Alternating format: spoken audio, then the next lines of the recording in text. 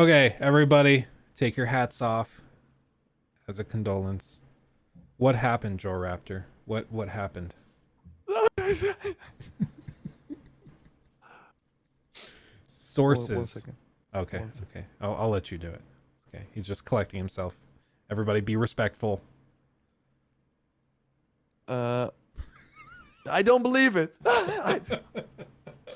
Multiple development sources told VGC, so we're staying at VGC. Follow-up game for Immortals Fenyx Rising. It was in early development, but the company leadership ultimately decided to cancel it earlier this month due to perceived challenges around establishing the IP. So it's not gonna happen, Luke. It's not It's happening. over. The dream. It was Yeah. a fun game. It was like this is one of those games where if they had the sort of like you saw a lot of ideas, but they also used a lot of ideas from, of course, Zelda and Odyssey. They reused a lot of assets, but what they were doing, like with this next one that now got canceled, it's like almost it's like 100% confirmed because Ubisoft even like responded to this report that we will talk more about. And like they did not say no, it's not true. They actually gave us a little more context, so we will go over that. But yeah, it really felt like a fun, like they were going to the Polynesian and the Hawaiian setting. So yeah, a little sunny.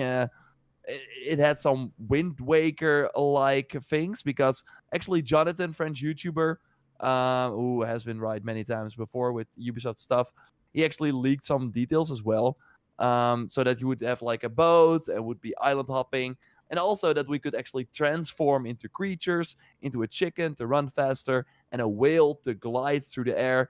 And among the enemies we encountered were sharks with legs. So it seemed that they were really trying something new, and we would not be battling minotaurs that we all saw in Odyssey in this game, or the cyclopses and stuff like that. But no. According to the sources, which again has been confirmed now, is that sources told VGC future plans for Immortals were cast into doubts after the company decided to pivot towards its most prominent brands. And it's, I think, also something you discussed, like even in a recent live stream, where Ubisoft is going all in on Assassin's Creed, Far Cry, and Tom Clancy. And yeah, why spend probably not similar amount, but still like a AAA budget on a game where it's like, is it gonna make its money back? Will it like be a big IP we can work towards? No, let's go for the safe option right now because Ubisoft kind of needs the wins. So what they also said is that Immortals Fenyx Rising, so the first game, did find a modest audience, but a lot of it came via discounting. And to put into context, its sales in Europe were around 70% lower than what Assassin's Creed Valhalla managed to achieve over a similar time frame. I would counter that saying 30% of the sales for Assassin's Creed Valhalla in Europe, for like Valhalla, which is the most popular Assassin's Creed game to date, still pretty good for a new that's IP. like, Although that'll do. That'll do. Like, yeah. Valhalla apparently broke like most of their revenue records, especially for the franchise. $1 billion revenue for the first time. Yeah. On Assassin's Creed. Like, I have to wonder, maybe it depends on how they're defining it. Maybe they're saying sales were 70% lower. That doesn't say revenue. It just says sales. So maybe that's units. And if those units were only moved by discounting it like 60%, then it's not actually performing as well as it might initially seem. But it's just a big bummer. Like, the game wasn't great or anything, but it was something different. It was like a goofy Zelda inspired adventure puzzle game, and while it wasn't, like I said, great, I think it still was fun, and at like 30-40 bucks it was a no-brainer. So it's just a bit of a bummer. And they said that they were early on in development, so they didn't get too far. However, it just is, once again, like you said, another verification that Ubisoft is slowly but surely shifting into an Assassin's Creed and Far Cry and occasionally Tom Clancy machine, and that's what they're going to just continue pumping out. And it's the same exact thing we saw with, for example, Activision and Blizzard, where they used to put out a ton of stuff. Same with like Rockstar themselves. They used to put out a ton of different things, different projects relatively quickly, and then eventually they all settle down and specialize in just one thing that's pretty much guaranteed to make a ton of money.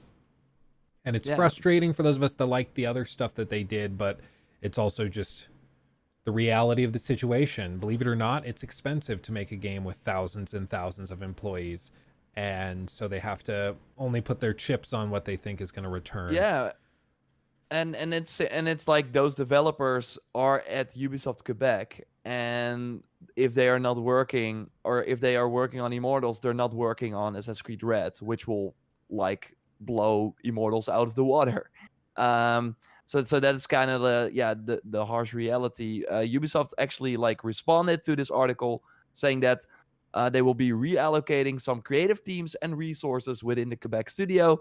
As part of our global strategy, we are redirecting and reallocating some creative teams and resources within the Quebec studio to other unannounced projects.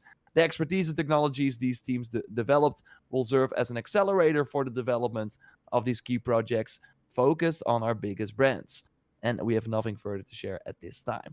So, yeah, what we're saying, like, they saw this like Immortals team having some fun over there, and they were like, we could use some people on Red. And yeah, they have some other projects that will, they think, make more money. You stop having fun. Come over here. We need someone to make like a cool samurai sword that we can sell in a Helix pack. That's gonna make more money. For $20 a pop, yeah. What really frustrates me about all this though is that they said, according to their their sources, they decided to cancel it earlier this month due to perceived challenges around establishing the IP. All of those challenges were known years ago. When this game originally launched, all of those challenges were known. So it's just another example of Ubisoft spending millions and millions of dollars and wasting years of time working on projects that they could have known from the start were not going to turn the profit that they were hoping it would. It's like they just hoped that they would eventually stumble into some solution where, oh, we just cracked the code and now it'll sell 1 million or 2 million copies. And it just doesn't work that way. It's like that. I forget who reported it originally, but over the last like 5, 6, 7 years, Ubisoft has burned over $500 million on projects that have never seen the light of day, whether you look at their NFT stuff or canceled games or games that released and just lost money. Just time and time again, they have done this. And there's no one to blame, to be clear, except for the executive management that greenlights projects. Yves Guillemot. And the Guillemot brothers, they are the ones the bros that you got to point to because they're the ones making these decisions. So it's just frustrating. And also, yeah, for sure. And also Immortals, like they say again, 30% of what Valhalla is sold. Like that game came out. Like let's go back to 2020. We had Watch Dogs Legion at the end of October. Then they had Valhalla on November 12th or something, or November 10th, and then they had Immortals December 3rd.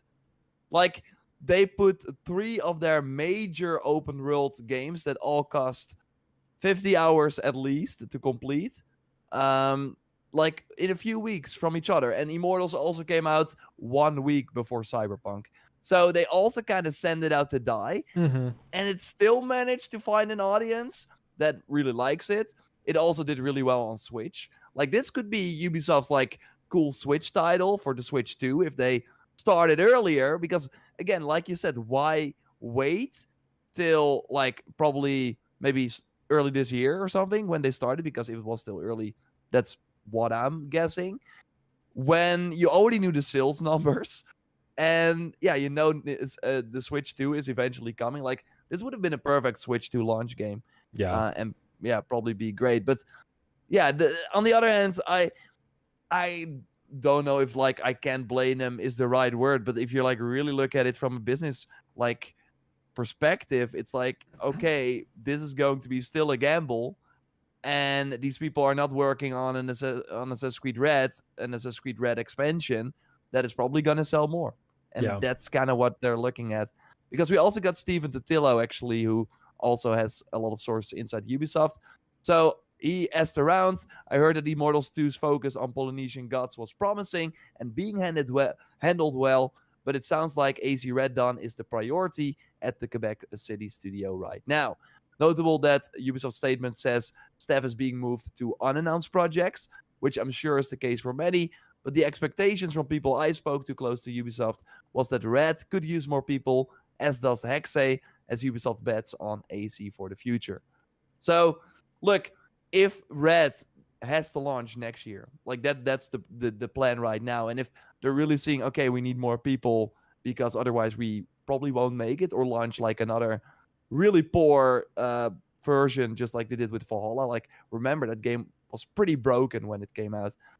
Okay, let's put those guys or girls away from Immortals and have this be in a better state. That could also be the situation here. It's still sad, though. Yeah. It could have been better managed, it feels like. Yeah, it's just another casualty at the foot of Assassin's Creed. I'm sorry, everybody, but Ubisoft's going all in on it, and maybe it's going to be great. Like I said before, maybe in a few years we're going to look back and be like, oh my god, I'm so glad that they decided to cancel all these other projects and just focus on AC, because these are so good. But it might also be the case that in a few years we start to feel burnout, and we're going to be missing games like these. So what are you going to do? Sure. What are you going to do? Whine about it, and maybe Kieran they'll change their mind. I don't know. Kieran is saying Ubisoft bets on AC, but Massive Entertainment doing their own thing. I'm really getting like Respawn vibes from Massive Entertainment, because they are indeed, of course, doing the Avatar game and the Star Wars Outlaws, which look phenomenal. I'm still not sure about the Avatar game, but Star Wars looks insane. And yeah, they are kind of on their island. You go focus on your Ubisoft stuff. We're gonna make like a Star Wars game, and let's hope that that's good. So yeah, but it's still like big brands, right? And yeah, that's why I was kind of surprised to see a new Prince of Persia game. Yeah. Even though that Prince of Persia game will probably be like Ubisoft pointing, see, we tried it, you did not buy it, we're going back to Assassin's Creed. See, okay, now everybody shut up. We tried it, it didn't work, shut up. Yeah. We'll see. I mean, maybe it's gonna be really good. I don't know. I'm interested in it, but at the full price, or the close to full price that it's launching at, I'm just like, yeah, I don't know, man. He took my thing.